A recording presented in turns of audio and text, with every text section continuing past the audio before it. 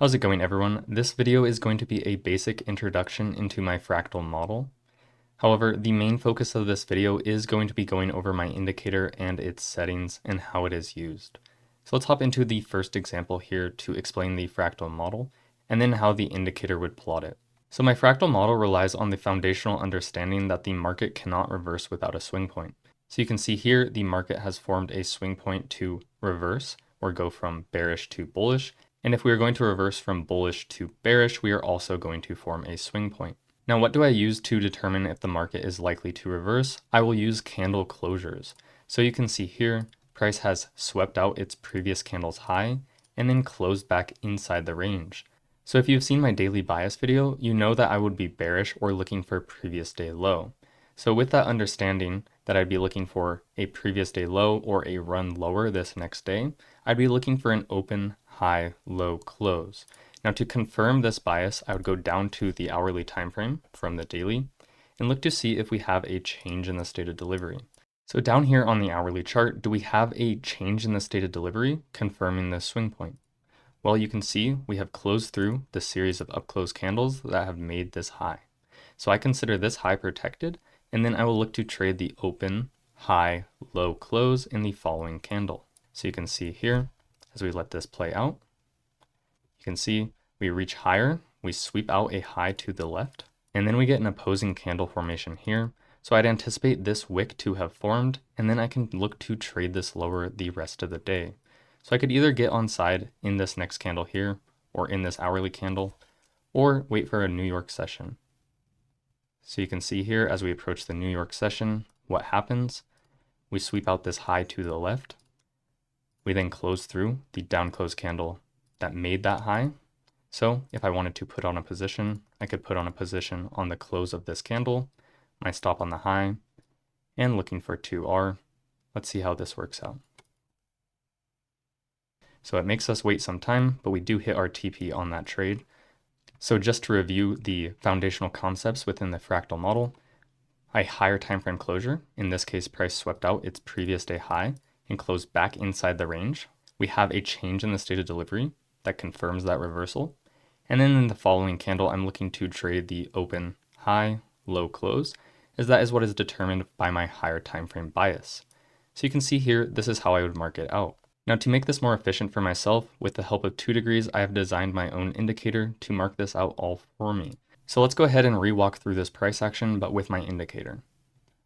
So you can see on this new candle close, it has identified that it's taken the previous day's high, closed back inside the range. It is also paired with a change in the state of delivery.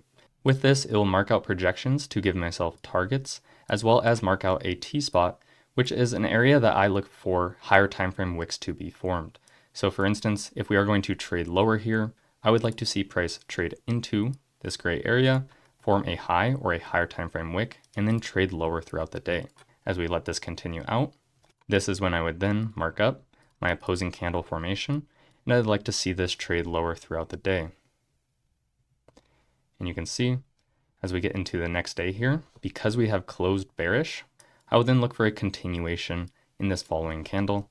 If we let this play out, you can see we do get this continuation lower, and then we finally go and take out these lows to our left.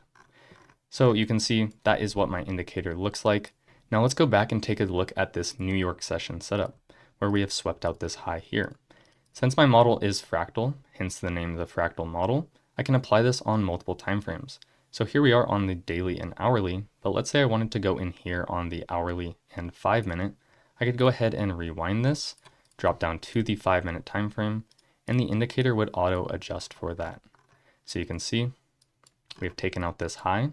If I had a bearish bias, I could go ahead and switch this to bearish, and it'll only seek out the bearish setups.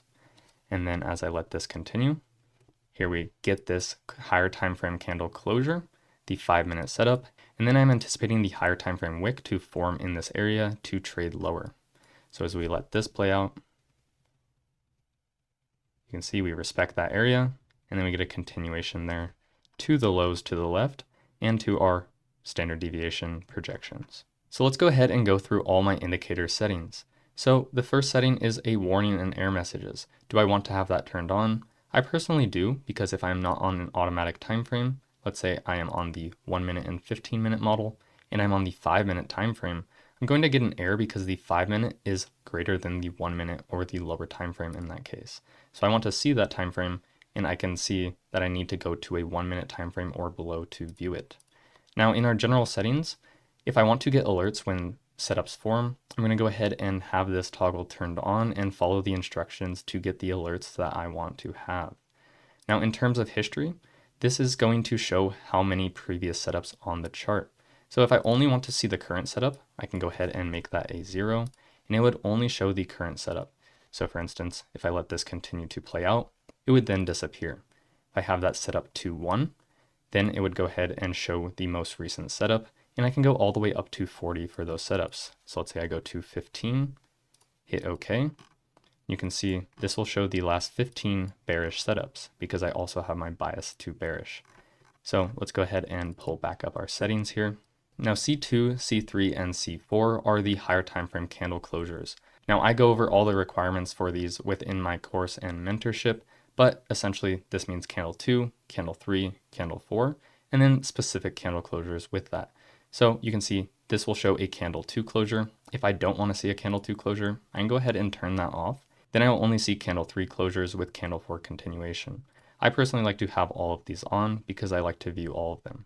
Now you may notice on the chart, there are a few different colors of these C2, C3, and C4. A gray C2 is when the setup has remained valid throughout candle 4. A red C2 is when that setup fails within the first candle, and an orange C2 is when that setup fails, but not the first candle after, but the second candle after. Now going into my bias. This is where I can select my bias. So in the previous example I just showed you, I was bearish going into the New York session, so I went ahead and selected it to bearish. And you can see how all of the bullish setups will disappear as I have chosen a bearish setup, right? And so that will only show me the bearish setups. If I want to see bullish, I can go ahead and select bullish, and then it will show me all the bullish setups and not the bearish. If I don't have any bias or a neutral bias, I can select neutral, and it will show me both bearish and bullish setups. Now the cool thing about this indicator is I can go ahead and adjust my kill zones through the time frame filter. So for instance, you can see all of these different setups here. But let's say I'm only interested in price in the New York session between 8 to 11:30. So I could go ahead and take a look at this, adjust it from 8 to 11:30, right? And one thing about this, it's going to choose the whole hour's candle.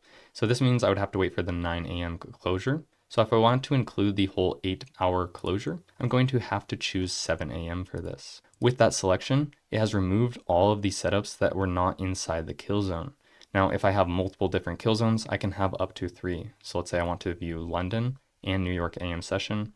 I can go ahead and select that, and then I'll get those setups as well. Now going into a few of the customizable settings, the higher time frame candles, or the power of 3 candles on the right side, I have the option to hide those if I don't want to view them. And then I can also change the size of them. So you can see now that they are hidden, I will go ahead and bring them back, and you can adjust the size of them between small, medium, and large. Now an offset will offset it from your chart. So currently it has this default offset of this location here, where it's going to offset it about that much. Let's say I want more space between my chart and my higher time frame candles. I can go ahead and just adjust this offset to 10 or whatever you select, and that will move these candles to the right. So you can see those candles now have moved to the right and basically doubled the offset there. The body, border, and wick of the candles are pretty self-explanatory. Those will just adjust the colors of the higher time frame candle. Now the higher time frame open, this will mark out the current higher time frame open of the higher time frame candle. So you can see at this 12 a.m. hourly candle, it is marking out the open of that. If I wanted to turn that off, I can go ahead and turn that off there, or I can adjust these settings between solid, dashed, and dotted. Now open close time is going to be those vertical lines, which I find very important in my analysis for separating the individual open, high, low, close. So you can see each of these 3 hours over here are separated vertically here. I can go ahead and turn that off if I do not want to view it. And you can see that is what it looks like with it turned off. Now the low and high lines are going to go ahead and mark out the high and low of each hour on the lower time frame chart. This is not something I personally wish to see, so I go ahead and leave it off for my default settings. Now, going into the model style, do you want to show my fractal model labels?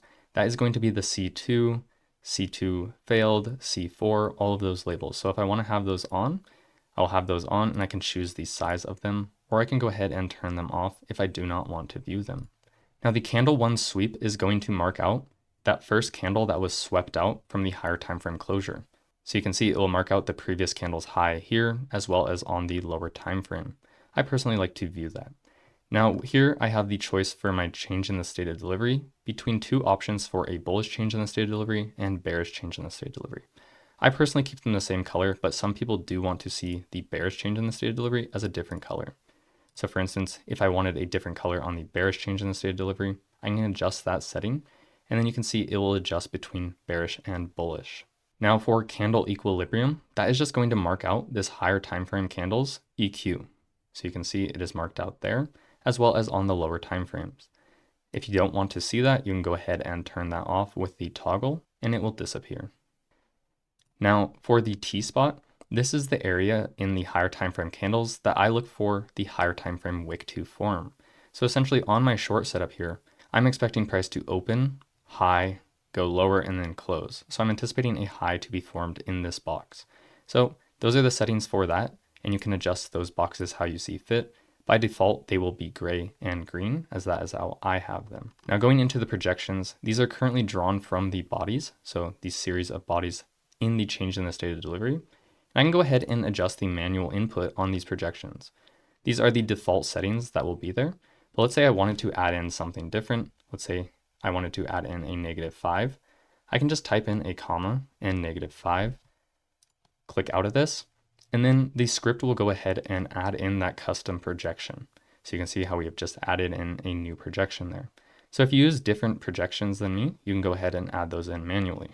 Now with the labels of the projections, you can go ahead and adjust those too, however you see fit. Or you can go ahead and turn them off entirely by clicking this box right here. And you can see the labels will disappear completely. Now one thing I wanted to talk about here is I'm going up to the higher time frame on the hourly, and you can see we should have a setup being printed, but it is not. Why is that the case? So you can see I still have my time frame filter marked out here, which won't show up on the hourly. So I want to go ahead and adjust the choose below period and adjust this to something below the current time frame I want it to show up on. So you can see this time filter will only apply on the 30-minute time frame or below for this given kill zone. So you can see how that now has adjusted to print on the chart. Now the last thing I want to talk about is the formation liquidity. So you can see right here, formation liquidity, a dotted line. What is that? Well, given this candle closure here and looking bearish, I want to see price run out previous candles lows or previous day's lows. As you can see, this previous day's low here has already been taken. However, this previous day's low has not been taken, and that gets marked out there by the formation liquidity. Now the last thing we can talk about here is the table. So you can see down here on the right, it will go ahead and give me the time frame, asset, what fractal model I am set to. So you can see, because I have it on automatic, it is currently on the daily and hourly. The time until close, so there's 4 hours until this higher time frame candle closes. My bias I have selected, so you can see it is currently neutral, but if I adjust that up here, it will show. And then I can also show my time frame filters that I have set. Now, all of this is pretty customizable. If you do have stuff that you want added into this indicator, I'm always going to be improving this. So just go ahead and shoot me a message and I will see if it makes sense. But let's go over a couple more things, such as overlapping the indicators. So here we are going to go over a few examples of overlapping the higher time frame T-spot with a lower time frame setup. So you can see here we are in this higher time frame T-spot. We have a sweep of these consolidation highs, and then we close back inside the previous bar. So looking for price to trade lower here, what I could do is go ahead and copy this indicator by right click, copy, Command V, and paste on a second one. Move this to the lower time frame. So instead of having it on the daily and hourly, go to automatic, and then I would go down to the 5-minute time frame. Now down here on the 5-minute time frame, you can see it's a bit messy because it's overlaying the higher time frame candles with the lower time frame candles. So I'll go ahead and hide these higher time frame candles, and I'll just view the lower time frame candles here. So you can see, I'll go ahead and remove the drawings. as we get into this next candle, you can see it prints the setup, right? So we have the T-spot right here on the 5-minute chart. So if I was looking for a setup to trade lower, I could either just take an entry here with my stop on an invalidation or look for a confirmation setup in here. And you can see what happens here. We start to trade that lower, right? And you can see we did get a bullish setup that printed right here, right? And that did fail right away as it was opposing the higher time frame one. Now with the closure lower, I'd be looking for a continuation out of this area. Now as we let this play out, you can see once it closes over this area that I'm looking for a continuation, this will turn red because that is not ideal for me to be looking for a continuation lower when it closes over that level. And you can see that closure right there over my level was the early warning that this setup was not likely to continue. So let's go back out to the hourly time frame to see if there's any other setups. So you can see as we get into the next day here, what occurs is we have a candle 2 closure on the daily chart, setting up an hourly setup.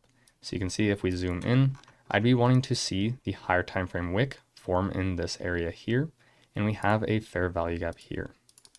So narrowing down this point of interest, I can drop down to the hourly and 5-minute to see if a setup occurs in this area that is bullish. So you can see, as we let this play out, there was a bearish setup. And you can see, what do we notice? The continuation from this bearish setup has failed. And that is what actually creates the bullish candle 2 closure. Now in this area, we have the hourly T-spot, which I'd want to see hold, and a 5-minute T-spot right here. Now with the closure through these opposing candles here, that would be an order block. I could look to take an entry in here, my stop on this low, and looking for 2R. And as we let this play out, you can see we get a continuation higher. And what else happens? With this closure on this higher time frame, I'd be looking for a continuation in this area here in candle 4. And you can see now that we have closed over those down close candles there, I'd anticipate this low to hold if we are going to trade higher. We finally hit that TP there. So you can see that is what I wanted to show was there's a lot of different things that you can do with this indicator in terms of a confluence or overlapping, but you can see how this hourly T-spot was then overlapped with the 5-minute T-spot. And if I really wanted to, I could go to the lower time frames in there. For our last example here, you can see we are on ES on the daily and hourly chart. As we let this daily candle close, let's see what happens. You can see our daily candle has closed inside the previous day high, as shown here and here. We have a candle 2 closure with a change in the state of delivery. Here are the projections from the reversal. Now if price is going to continue lower, I'd like to see price hold or not close over this T-spot area here. So as we let this continue to play out, you can see as we enter the New York session, we have just consolidated. So with a consolidation, I'd like to see a manipulation before we get expansion. Here you can see we manipulate this side of the range. So where would I like to see price reach for? Well, ideally using the formation liquidity or the previous day's low over here, which is marked out and in line with the projections, I'd like to see price expand to these lows. And you can see price then expands to those lows and hits the targets. And that will conclude the video with the introduction to my fractal model as well as showcasing my indicator. If there is anything that I missed within this video in regards to settings or the indicator, feel free to leave a comment in the comment section below and I'll get those answered. But with that, I hope you have a great rest of your day and I'll see you guys next time.